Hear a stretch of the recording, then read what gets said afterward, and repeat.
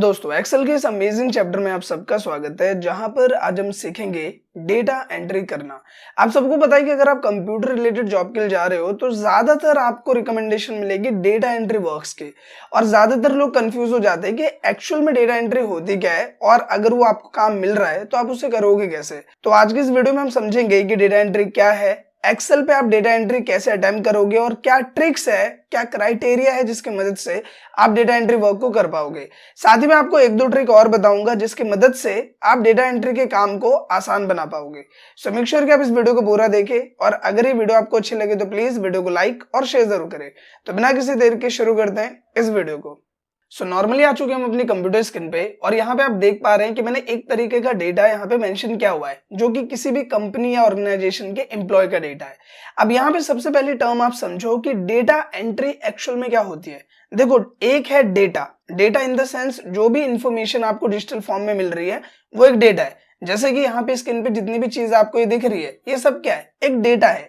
तो आप कहीं पे भी अगर डेटा एंट्री के काम के लिए जा रहे हैं तो वो कंपनी या ऑर्गेनाइजेशन आपको एक डिजिटल फॉर्म में डेटा देती है, और उस डेटा को आपको एक्सेल में उसकी एंट्री करनी होती है। इसी वजह से इसे डेटा एंट्री बोलते हैं। मतलब एक डेटा आपको मिला पीडीएफ फॉर्म में, डिजिटल फॉर्म में, और उस डेटा को आपने एक्सेल में एंटर किया। सो आई होप कि आपको ये टर्म क्लियर हो गई होगी कि डेटा एंट्री क्या है। बहुत ही सिंपल चीज है, आपको एक डेटा मिला है और उसकी आपको एंट्री करनी है, इतना टर्म क्लियर।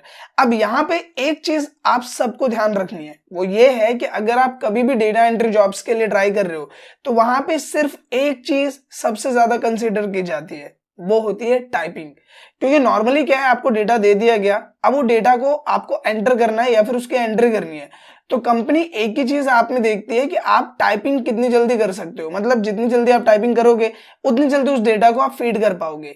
तो ये चीज आप ध्यान रखें कि आपकी टाइपिंग स्पीड जरूर होना चाहिए। मिनिमम 25 to 30 ये एवरेज होता है। अगर आप कहीं पे भी टाइपिंग के लिए जा रहे हो, डेटा एंट्री के लिए जा रहे हो, तो मिनिमम रिक्वायरमेंट 25 to 30 होती है। बस ये एक चीज है जो आपके अंदर होनी चाहिए, जो कि है टाइपिंग स्पीड। दूसरा यहाँ पे बात करें, अगर हम बात करते हैं एक्सेल वर्ड की, तो बहुत ही सिंपल सॉफ्टवेयर है। आपको नॉर्मली ये चीजें आती होंगी क्योंकि आपने स्कूल लाइफ में पढ़ा होगा, और अगर नहीं भी आता है तो इसमें कोई बिग डील नहीं है। डेटा एंट्री का जो काम होता है उसमें वो खुद आपको एक्सेल स्टार्ट करके देंगे और आपको बताएंगे कि ये आपका डेटा है, इस डेटा को यहाँ टाइपिंग के थ्रू आपको फीड करना है। तो ये चीजें आपको क्लियर हो गई होंगी कि क्या चीजें आपके लिए रिक्वायर्ड है और डेटा एंट्री एक्चुअल में क्या है। अब यहाँ पे बात करते हैं कि अगर हमें एक ऐसा डेटा, जो भी ऑन स्क्रीन आप देख पा रहे हो किसी कंपनी का डेटा है, हमें उस डेटा की अगर एंट्री करनी है तो आप कैसे करोगे, ये फॉर्मेट आप कैसे डिजाइन करोगे। सो इस चीज को स्टार्टिंग से समझते हैं। तो इस चीज के लिए सबसे पहले हम क्या करेंगे, एक नई शीट ले लेंगे। तो मैं यहाँ पे आ जाता हूँ और मैंने ले लिया एक नया शीट, बिल्कुल ब्लैंक शीट। तो सबसे पहली चीज इसमें हमें जो जो चीजें एंट्री करनी है, जैसे कि हमें क्या क्या फील्ड डालने हैं यहाँ पे, तो हम एक बार इसमें देखते हैं। तो हमें यहाँ पे देना ID number, name, gender, age, date of joining, ये सभी चीजें मुझे फिट ऑन करनी है। तो इन चीजों को हम पहले इसमें एंटर करते हैं। तो हमने यहाँ पे डाला आईडी नंबर, इसके बाद हम यहाँ पे लिखेंगे नेम, इसके बाद हमने यहाँ पे लिखा जेंडर, फिर हमने यहाँ पे लिखा एज, देन हमने लिखा यहाँ पे डेट ऑफ ज्वाइनिंग। आप देख पा रहे हो मैं बिल्कुल सिंपल टाइप ही कर रहा हूं यहाँ पे, इसके अलावा कोई चीज नहीं कर रहे अभी हम यहाँ पे। इसके बाद हमने यहाँ पे डाला कि उसकी क्या डेजिग्नेशन है। डेजिग्नेशन का मतलब कि उसका पद क्या है, वो मैनेजर है, असिस्टेंट मैनेजर है, स्टाफ है, सुपरवाइजर है, क्या है। तो हमने वो चीज यहाँ पे लिखी। उसके बाद उसके डेजिग्नेशन के हिसाब से उसकी क्या सैलरी है, तो हम यहाँ पे डाल देते हैं उसकी बेसिक सैलरी। तो हमने यहाँ पे लिखा बेसिक सैलरी।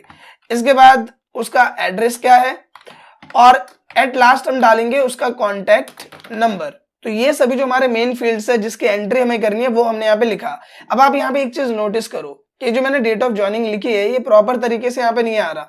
तो इसके लिए आपको क्या करना है, इसका जो कॉलम है इसके ऊपर में आप जाओ और इस तरीके का जब सिंबल आए तो इस पर डबल टैप आप कर दो। जैसे आप डबल टैप करोगे वो बाय डिफॉल्ट सेट हो जाएगा जितने की उसे रिक्वायरमेंट है। तो वही चीज हम डेजिग्नेशन के साथ भी करेंगे और वही चीज हम बेसिक सैलरी के भी साथ करेंगे। तो ये चीज हो गई। अब ये होने के बाद हमें क्या करना है कि यहाँ पे हमारा जो भी काम हम यहाँ पे कर रहे हैं उसका एक हेडिंग देनी है। तो इसके लिए इस पूरे सेल को सेलेक्ट किया मैंने, और मैंने यहाँ पे इसे कर दिया मर्ज। मर्ज करने के बाद हम यहाँ पे लिख देते हैं कि हम क्या एंट्री कर रहे हैं, एम्प्लॉय डेटा की एंट्री कर रहे हैं। तो हमने लिखा एम्प्लॉय डेटा, हमने इसे सेलेक्ट किया। सेलेक्ट करने के बाद यहाँ पे अलाइनमेंट्स के ऑप्शन आपको मिलते हैं, आप यहाँ पे जाके इसे मिड में कर सकते हो। इसके बाद यहाँ पे हम जाएंगे और यहाँ से हम इसका फॉन्ट चेंज कर देंगे। तो आई थिंक ये वाला फॉन्ट ज्यादा अच्छा लगेगा, एम्प्लॉय डेटा का। हमने ये वाला फॉन्ट लिया और इसे हम बड़ा कर देंगे। करने के बाद आपको यहाँ ऑप्शन मिलता है शेडिंग का, आप इसमें जाइए और जो भी कलर आपको अप्लाई करना है, जैसे हमें ये ग्रीन कलर अप्लाई करना है, हमने ग्रीन कलर लिया, इसे सेलेक्ट किया और इसके अंदर का जो कलर है वो हमने व्हाइट कर दिया। देन हमने जो ये नीचे वाली हमारी रो है इसको हम सेलेक्ट करेंगे और दोबारा इस कलर वाले सेक्शन में जाएंगे और इसका कलर हम चेंज कर देंगे।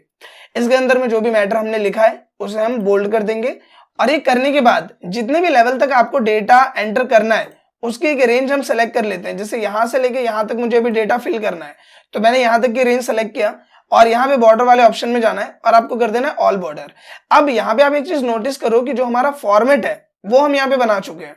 अब इसके अंदर आपको डेटा स्मार्ट वे में कैसे एंटर करना है ये समझते हैं।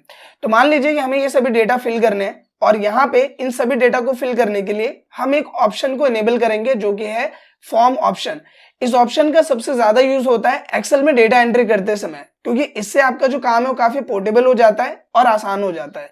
तो इसे हम कैसे इनेबल करेंगे, इसके लिए आप ऊपर आएंगे, यहाँ पे आपको एक डाउन एरो की का ऑप्शन मिलेगा जो कि customise quick access tool bar के पास है। यहाँ पे आपको जाना है और यहाँ जाने के बाद आपको एक ऑप्शन मिलेगा मोर कमांड्स का, तो इस पे हम क्लिक करते हैं। क्लिक करने के बाद आप यहाँ पे देख पा रहे हैं आपको लिखा है, यहाँ पे आ रहा होगा पॉपुलर कमांड्स, आपको इसमें जाना है और जाने के बाद यहाँ पे क्लिक करना है ऑल कमांड्स, इस पे क्लिक करेंगे। क्लिक करने के बाद यहाँ पे आपको आना है एफ सीरीज में, मतलब ये ए बी नेम आ रहे हैं तो आपको नीचे आना है जब तक एफ ना आ जाए।